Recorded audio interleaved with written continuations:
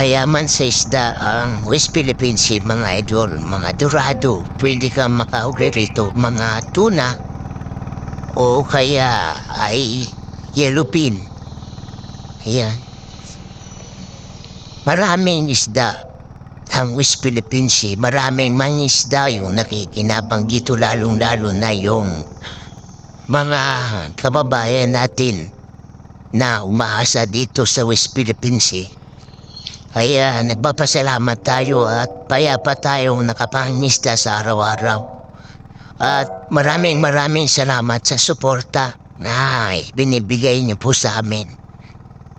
Sa panonood po ninyo ng aming mga video ay salamat po ng napakarami sa inyo. Dahil po kung wala po kayo, wala po ang TV and Jerry Channel, hindi nyo po mapapanood yung mga sitwasyon po dito. Napangingisda po namin dito sa West Philippine Sea.